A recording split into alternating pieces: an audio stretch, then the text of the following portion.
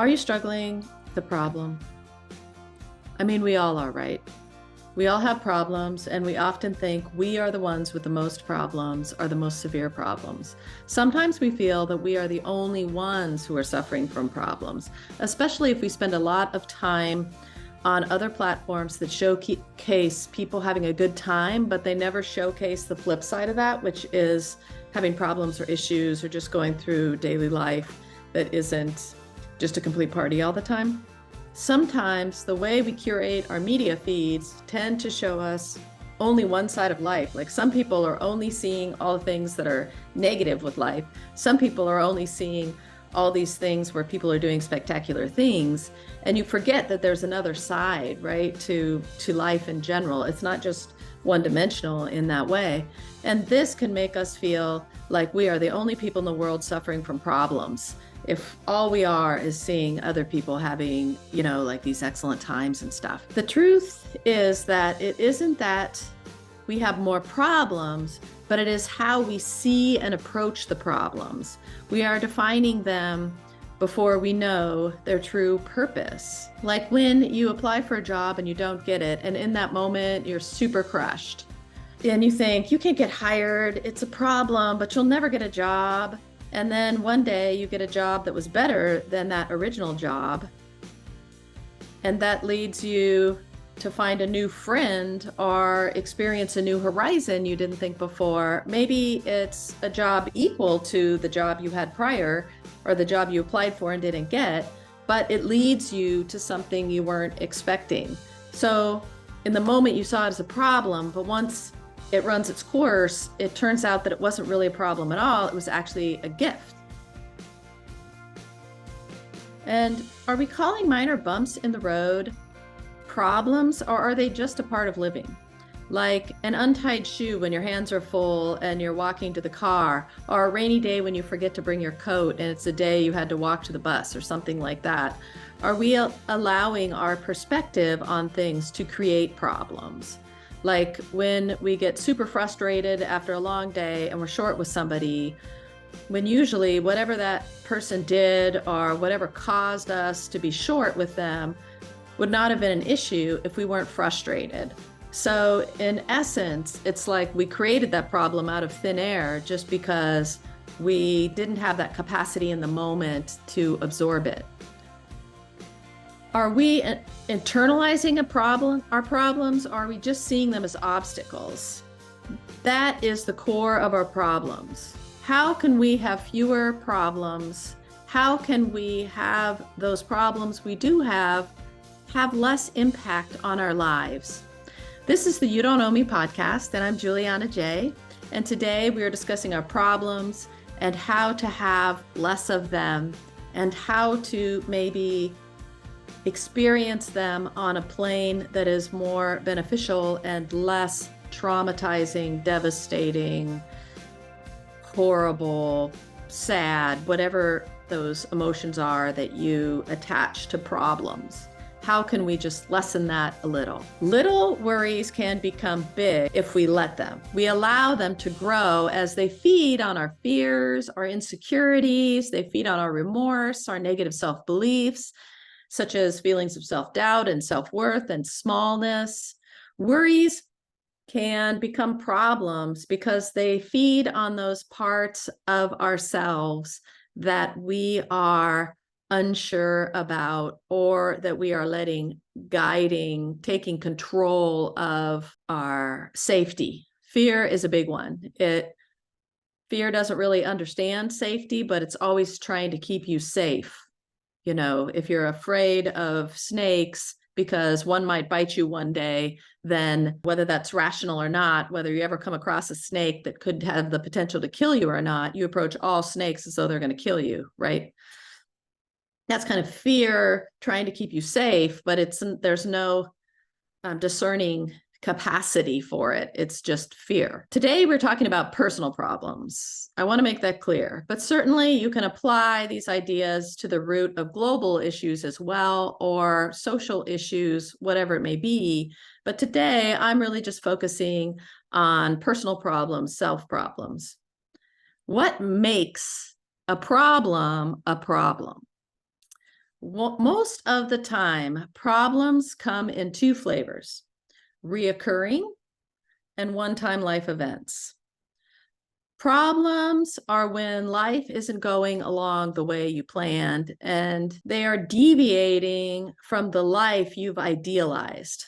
That's when you consider it a problem. It's protection mechanism for the ego. If the ego identifies something as a problem, it can make you feel as though you need to protect yourself from it. That's sort of what I was talking about with fear. The same kind of mechanism applies. Your ego is using this mask of a problem as a protection mechanism, like the possibility of somebody thinking you're stupid if you speak up at a meeting. You are perceiving a problem. The problem is that people might think you're stupid, even though you don't know if that will even happen. The idea of the problem can become much bigger issue if you internalize it and truly begin to feel as though you aren't smart enough to be in the meeting in the first place.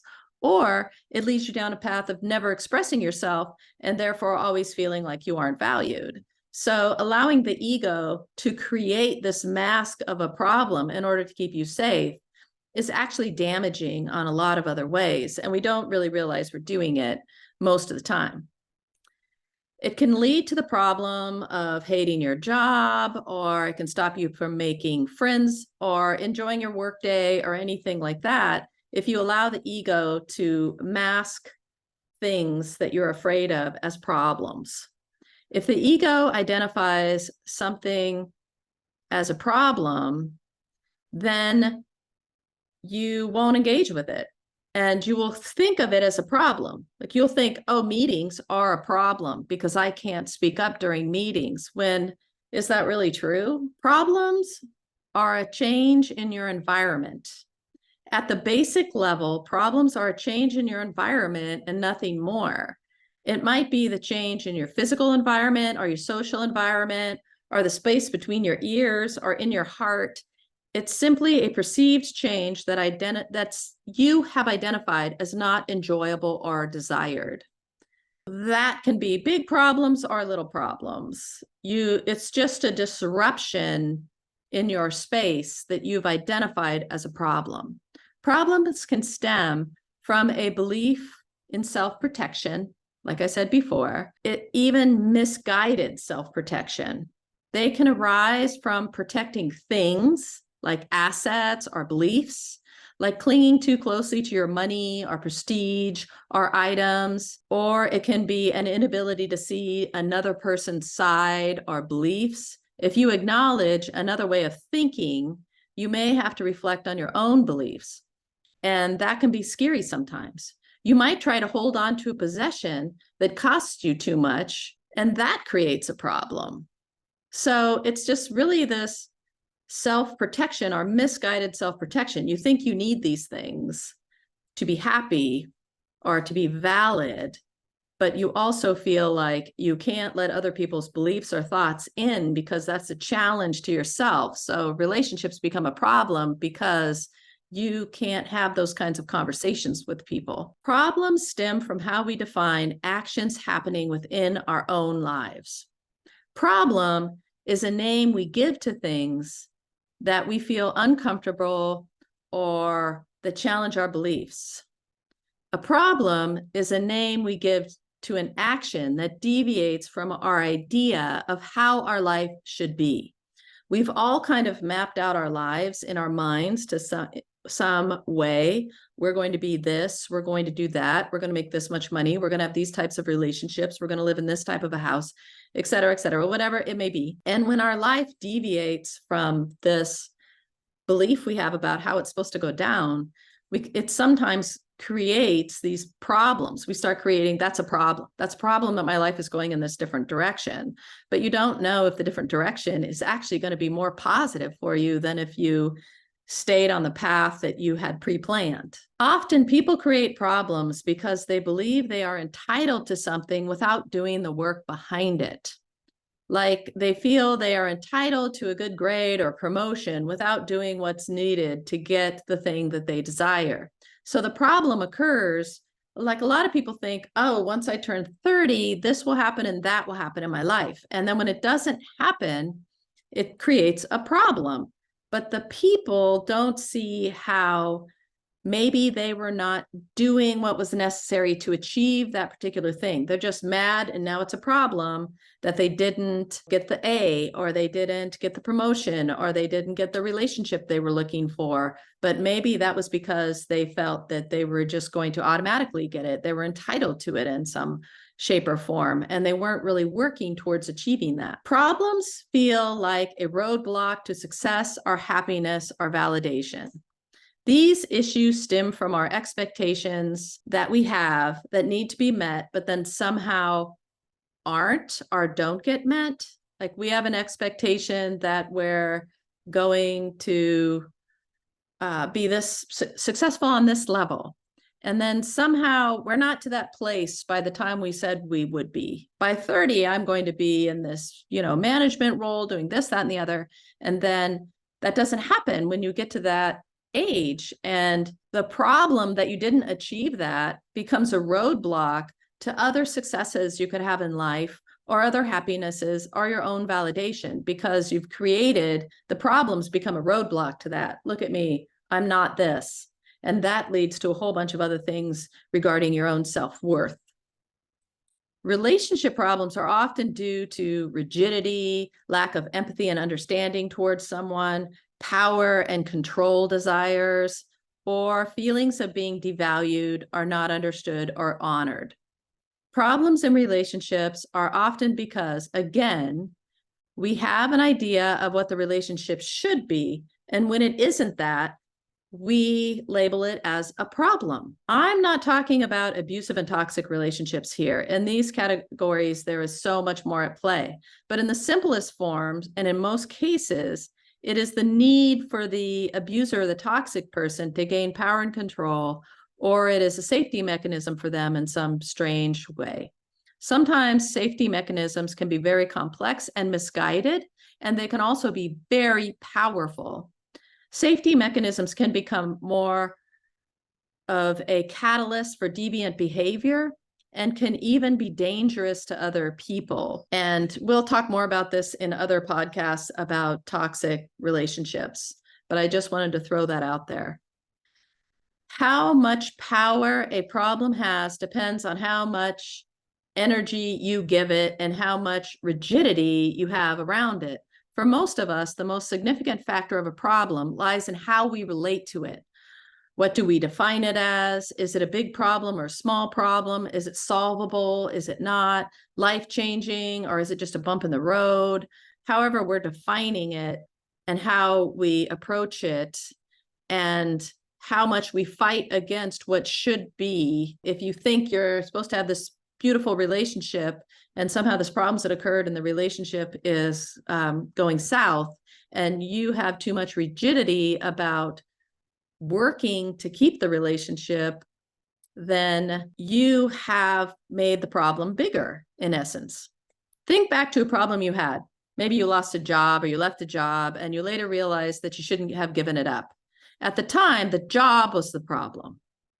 The job itself was the problem, and that's why you left. Then not having that job became the problem. At first, it was the end of the world because you gave up the job you wanted. First off, the job, you didn't like it. Then you gave it up and you thought that was a mistake. But maybe a year later, you view it as the best thing you ever did. Because let's face it, problems also open doors. So I just want to say that again. Problems also open doors. That is an example of one problem leading to another and another, depending on how you look at it and how much power you gave to it. But later, you find out that it was not a problem at all. And in the end, it was actually a blessing. If you are willing to look at problems as learning tools, then you can use the situation to better your life. With a problem, we might learn to stretch beyond the initial pain and find purpose in the situation. A problem gives us the training ground to learn to expand and try new things and to adapt. It gives us flexibility skills, and compassion towards others who are suffering. It allows us to relate more deeply with others. It allows us to gain skills and tools to better walk through life. Problems will enable us to redefine things in our life as we grow. Problems are a necessity for growth. Have you ever known somebody who hasn't grown since they were like 12 or 13? They are precisely the same person, just in a bigger body. Over time, it becomes hard to relate to them because they don't have very much depth to them. They are rooted in stories of the past, things that have happened in childhood. They don't have much to say about things that are happening today. And if they do, it's through the lens of the viewpoints and beliefs they had when you were kids. It becomes hard to know someone like that deeply because they're not growing in life and addressing problems. Addressing problems gives you connections to others and depth you wouldn't necessarily have otherwise. It is also the road to becoming wise. It is a road to resiliency and understanding and compassion, which is necessary and are some of the tools that a wise person has in their toolkit.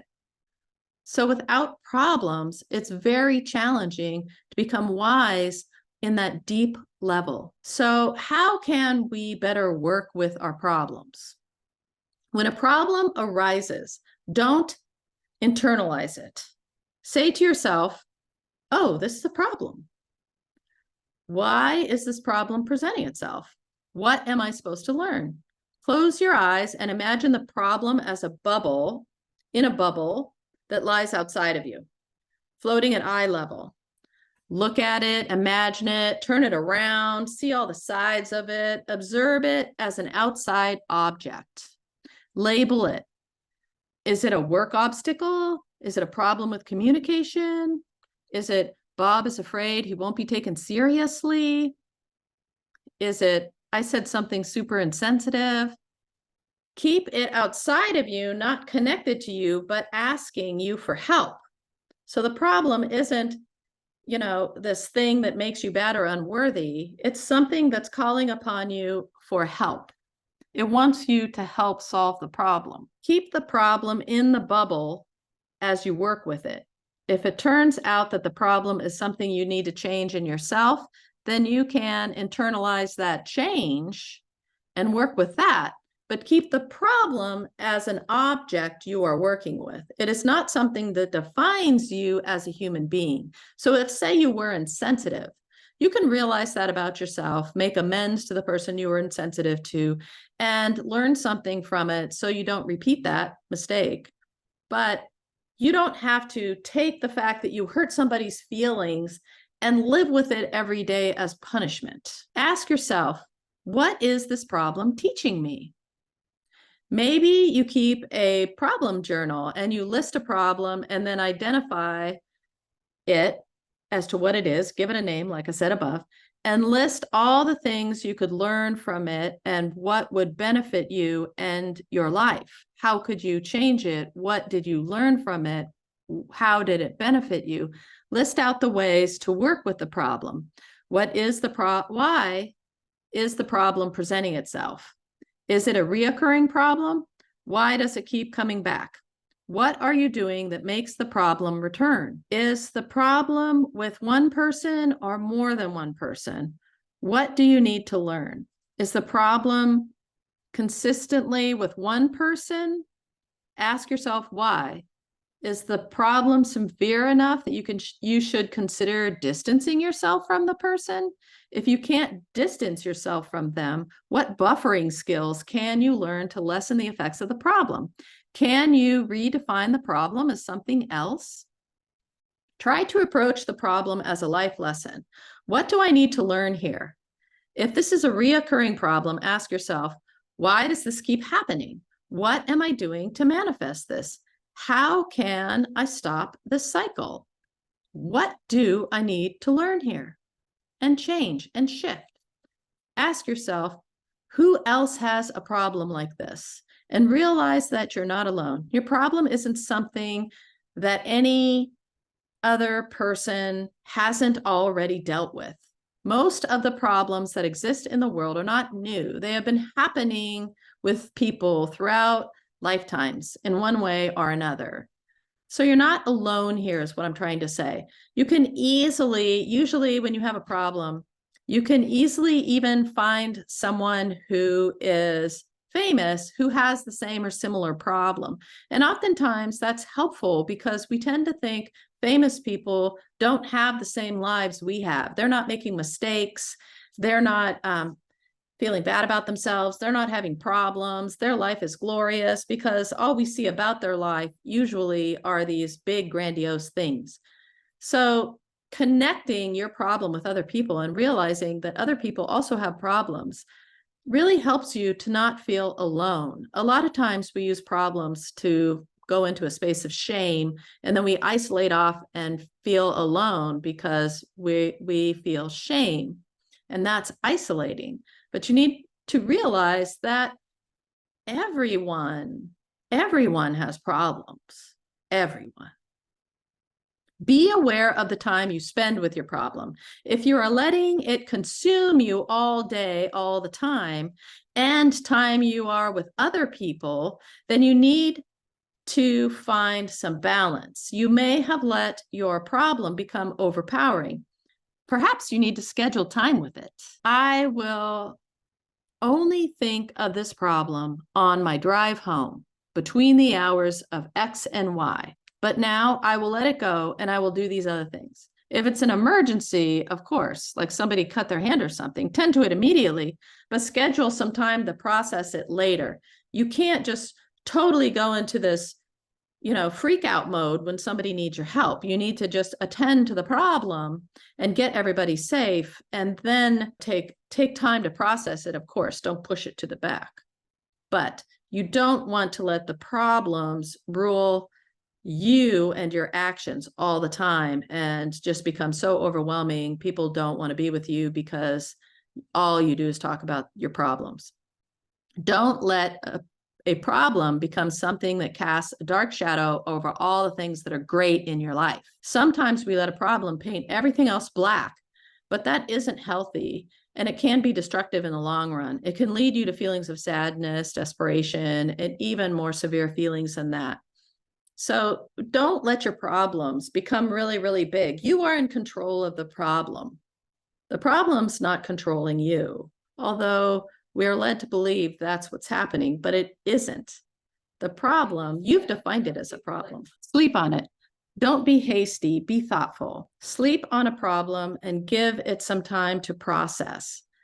Sometimes we think something is a really big problem only to feel it diminish as time goes on. Sometimes it even resolves itself. It isn't to say to ignore your problems, only that you be thoughtful in how you work with them. Being thoughtful means you need to give some time to things. Time to think, time to process, time to plan, time to strategize, or whatever. Meditate on your problem. Imagine the problem in the bubble, like I said. Imagine what it would be like to solve the problem. Imagine the feelings of fixing the issue. Imagine how great it'll feel and fantastic and what that would look like. Imagine all the parts of it. What would it look like? What would it smell like? What would it feel like? All of it. Imagine how you would fix it. Turn it around in your mind. You will be surprised at what you come up with. I promise you, I've solved many problems this way. I have solved some really big conundrums just by meditating on them and picturing them in my mind and imagining the feelings of solving the issue. Don't keep it to yourself. Don't let it consume your conversations, but don't keep it to yourself. Remember that even big problems pass. Imagine yourself in 1, 2, or even 10 years from now. Imagine the situation being nothing but a distant memory or something that shaped you into a better person. Don't be afraid to ask for advice. Don't keep it to yourself, and maybe ask for advice. Try not to let anger rule the process. Sure, you can be angry, but don't live in that house. It's hard to solve anything when you're outraged. You can vent about it, but then switch gears into problem solving rather than stewing in the juices mode. Realize, and this is a hard one, that the problem is only a problem because you defined it as that. You could also define the problem as a blessing. It was a blessing because I learned something significant, met someone new, took a different life turn, and it was great. Realize that the truth you perceive is only that, a perception. It isn't a universal truth. It is only a problem because you have defined it as such. You have described it as such due to social constructs or family or personal beliefs, etc. If you analyze a problem, you realize it isn't your problem, that there are different points of view. It is just a perception of a viewpoint. When a problem presents itself, remember, analyze it, don't internalize it. Name it and keep it in a bubble outside of yourself. Ask yourself what it is trying to teach you. Give it some time, sleep on it. Talk about it and get advice. Think, meditate, reflect on it, schedule a time with it if you need to do that. Don't let anger rule the house. Realize the problem is only a problem because you have labeled it as such, and learn from it. One final thought. Your problems aren't who you are. They are simply things your soul wants to learn. If you open your heart and mind to the idea that each problem is really an opportunity to learn at a soul level, you will find them much more interesting and tolerable and much less devastating and consuming. You have more power over your problems than you think you do. I promise you that. For one, it is you that is defining the problem as a problem in the first place. You hold all the power. There will come a time when you will actually be thankful for many of the obstacles that you've had to address in your life. They've made you a richer, wiser, better, deeper, more caring, more empathetic, more wonderful person. The field of possibility is limitless. Remember that when you're facing a problem. The field of possibility is limitless. This problem doesn't have to end up in a negative space. It could end up however you want to steer it and define it. We'll talk more about problems in the future. Today, try these techniques and let me know how it goes. And as always, my friends, know that I love you and I support you, and take good care.